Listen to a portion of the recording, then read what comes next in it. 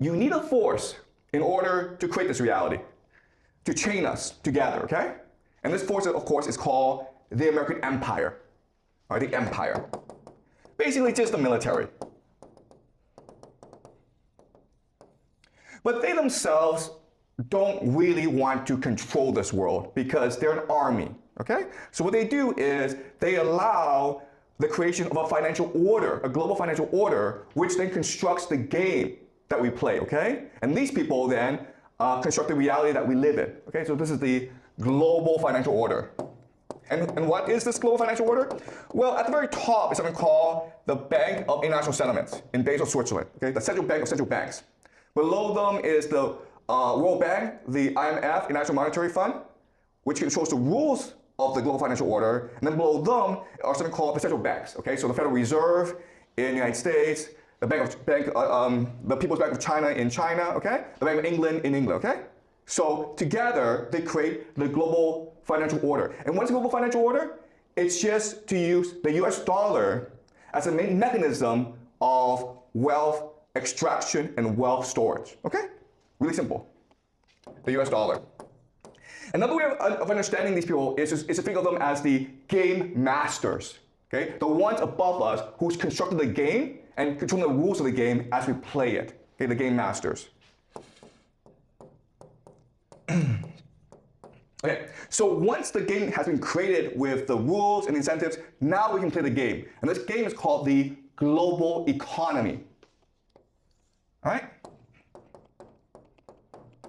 So when China trades with the United States, when you go off to Europe on vacation, you're all participating in a game created by the financial order, okay?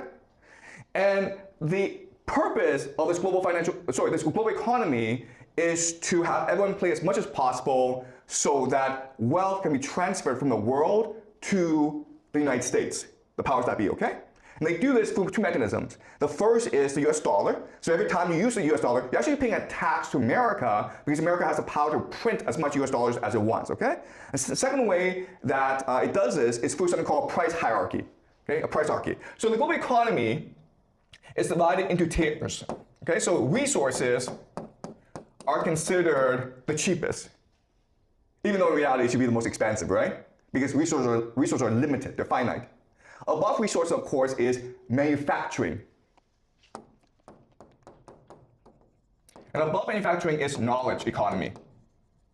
And then the highest is finance, okay? Basically the game masters.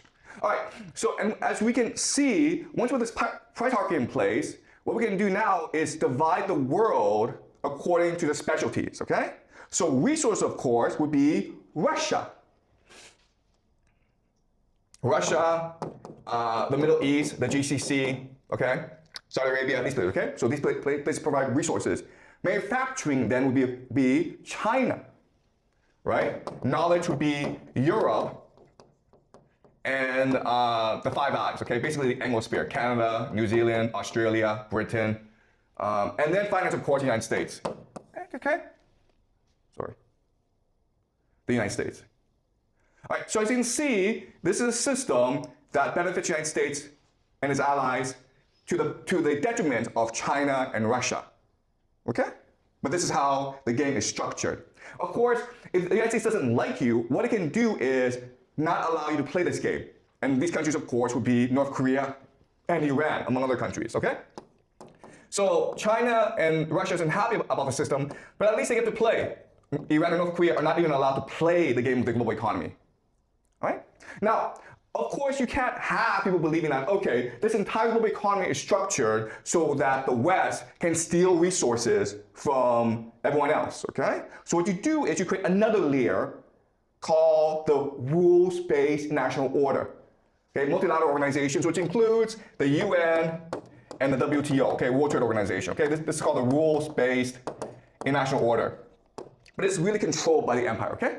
So all these are just basically shadows on the wall that the empire is creating, projecting, okay? To fool us into behaving the way the empire wants. All right, so now that you have the system in place, what you need to do is indoctrinate people into believing that the system is fair, just, and good, okay? And you do that through three mechanisms. These three mechanisms, of course, are education, media, and culture, right? What is education? Well, schools, guys, and universities, academia. You think that you go to university to learn knowledge. No, you don't. You go to university to be brainwashed and to believe that the system is not just fear, but actually what really makes the system work is the rules-based national order, okay? You don't even think about empire. So that's education. Then, of course, you have media, which is CNN, BBC, New York Times. Each time you read an article, you think you're receiving news. You're not receiving news. You're being brainwashed into believing that this order is fair, just, and appropriate, okay? A phrase that you'll keep on hearing over and over is rules-based national order. Okay, but it's not a rules-based national order. It's Plato's cave. It's a deception. And the last, of course, is culture, which is Hollywood. And, you know, television shows, sitcoms, okay, things that you absorb every day. There's high culture and there's low culture, right? So these are three mechanisms in which this order is basically indoctrinated into everyone, so that you don't even know this is a deception, okay? You believe that this is reality itself. And this is all to create values and norms. Okay, just the way you see the world, which allows for the creation of a legal structure. So that if you break the rules, it's not that the elite will come after you. They don't have to come after you because everyone else will come after you. Okay? If you're that guy who discovers that this is all deception, they'll kill you. Okay? Not the elite, but the people around you will kill you because you're breaking their fantasy. Okay? You're destroying their fantasy. All right? So this is a very effective system. The problem, though, is that you need to spread the system, okay? So there's three problems, okay? First of all, you have to protect this system, the status quo. Then you have to spread this system as well, okay? And then you also need to justify this system. And you do that through three transnational systems, three transnational organizations. And these are, okay? First, of course, is intelligence. What is intelligence? Spies, okay? Their job is to infiltrate other nations' elites and co-opt them into the system. That's what their job is, okay? That's what intelligence does. Then you have crime. Crime just engages in the most profitable enterprises, which includes, of course, drugs, human trafficking, and something called money laundering, okay? And this is a way to incentivize the global elite to work together. Okay, so that's the first two. And then there's one more mechanism called science. Now you think that science is about pursuing the truth. No, it's not. Okay, science is fundamentally about finding evidence to justify and protect the status quo. Okay, that's why science is fundamentally materialistic. Okay. Right? And so we have to remember, like, this system is trying to create values, right? And these three major values is something called the open society. Okay? What's open society? It's just basically globalization, multiculturalism, DEI, right? Diversity is good. Why is it good? Because it's good. We don't know. It's good. Okay? Do you understand? They never provide a reason, but it's always, well, you don't believe it, it means you're a racist, which is bad. Okay, so open society. Second is the idea of privatization. Okay, or what we call neoliberalism or free market, meaning that governments suck at what they do. Therefore, you should allow private entrepreneurs to control everything. Okay, and this idea of neoliberalism. Again, there's not much evidence to support this, but if you don't believe this, it means you're a communist. Okay, which is bad, by the way. And the last thing, of course, is consumerism. Okay? So consumerism is just like, how do you prove your value in life? How do you pursue purpose and meaning in life? Buy things, man!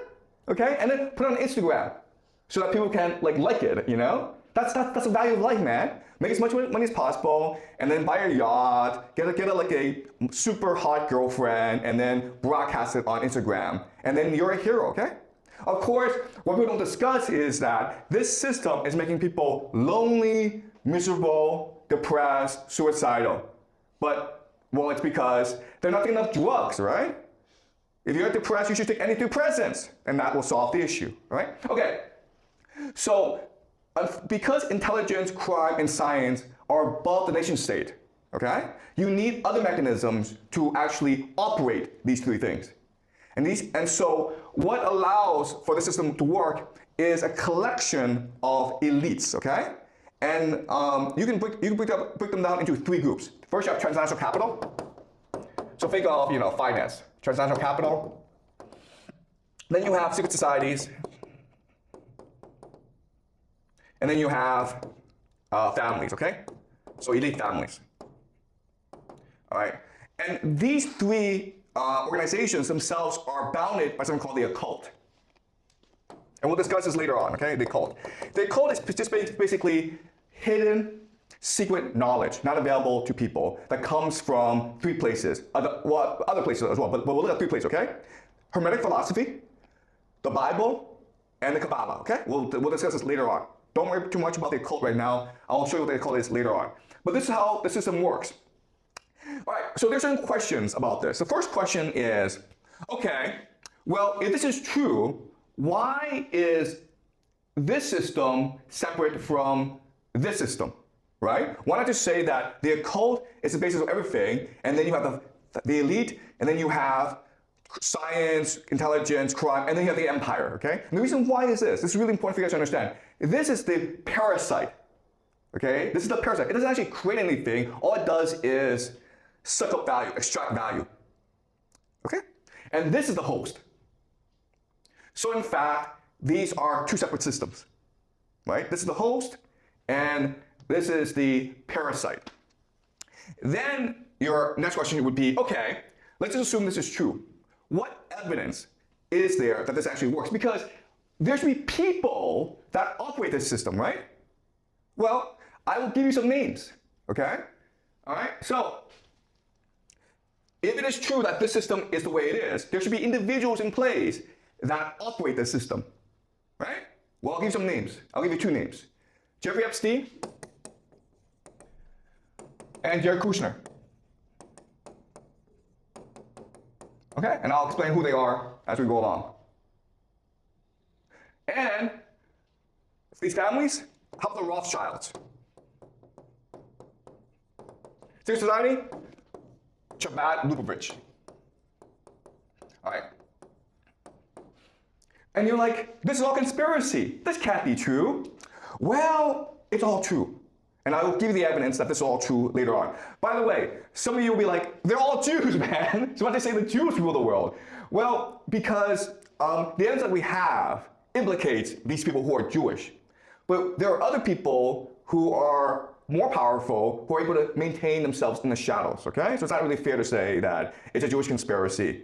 Okay, I think this explanation, this system is much more complicated than just saying it's all Jews, all right? All right, so now what I want to discuss is the problems of this system, all right? And once you understand the problems of this system, then we can understand why this war in Iran is happening, where it's going, and what this means for the world, okay? So there's certain problems with this system I want you to notice. The first major problem is all this is based on empire, the perception of empire. And what this means is that everyone has to believe that the American empire is invincible. It cannot be defeated for the system to work, right? Once people start to believe that there are alternatives, that the empire is weak, then the system cannot work. And so therefore, the only solution to this problem is America has to go fight wars for no reason. You understand? It's like being the school bully, right? People pay you money because they think that you're a bully and you are not reasonable. And so to prove that, every now and then you have to go beat up another kid for no reason, okay? You're just smack the kid and everyone's afraid of you. That's America. And this helps us explain all these wars in the Middle East these past 20 years, right? Why did America invade Afghanistan? Why did America invade Iraq? Why did they blow up Syria? Why did they blow up Libya? Why are they attacking Iran? To prove to the world that I'm still the biggest, baddest bully on the block, so you better obey me or I'll come beat you up, okay? All right. So, That's the first problem. Second problem is that this system, as you can see, is really, really unfair to a lot of countries. Iran, North Korea, Russia specifically. Okay? So this helps us understand why Russia invaded Ukraine in 2022. Because they're trying to renegotiate this system, right? Because right now, the system is discriminating against them. It's extracting their resources for very little money. So they want to renegotiate the system. And the way you renegotiate the system is by showing the empire is not so tough, right? But this also shows us why America refuses to surrender Ukraine. This war was lost about 2 years ago, okay? Ukraine has absolutely no chance. Why is this war continuing? Because if the perception that empire is weak, that empire can be defeated, if that perception, if people are aware of this, this entire edifice collapses, okay? Right? People wake up and see it's all shadows on the wall.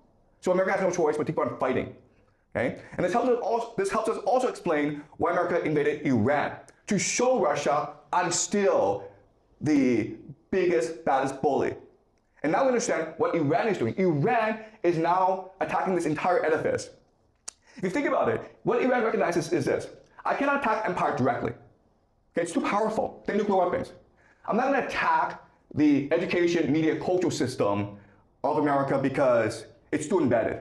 I can't attack the UN and WTO because it's all being controlled by America. So the only thing I can attack is what? The global economy, right? That's why they closed out the Strait of Hormuz. Because once they put pressure on the global economy, and that's all interconnected, it destroys the entire edifice. Do you understand? It is a house of cards. You find the weak point, and you hit it, so it all collapses. Okay? And that's why Iran is doing what it's doing. And what this also tells us is this. There can be no ceasefire. There can be no truce. There can be no peace. Because both the American empire and Iran are fighting for the nature and structure of reality itself. All right? And the third thing I want you guys to be aware of is this. Remember in Plato's allegory of the cave, they really don't have to do anything because the prisoners themselves want to protect the system. Well, this is true as well, where if you are in education, media, and culture, and you are at the very top, you are not in power, but you benefit from the system. And therefore, you insist on protecting the system at all costs. And these people, of course, are called the boomers. Okay? Okay, not all of them, okay? But the elite of the boomers, even though they themselves don't have that much power, there's a lot of them, okay? And they will fight, they will make their politicians and the military fight to the death to maintain the illusion of empire, which benefits them. All right? Again, Plato's allegory of the cave. Okay, all right. So, now we can answer all three questions. Why did this war start? Because America had no choice in the matter, okay? It had to defend the illusion that the American empire was invincible. Otherwise, this entire edifice would collapse, okay? When will this war end? This war ends when the global economy is destroyed. Because once the global economy is destroyed, this entire edifice collapses, okay? And what will happen after this war? Well, a new world will emerge where there are different spheres of influence, okay? But we'll discuss this later on. But I first introduce to you the big structure of what's going on, okay?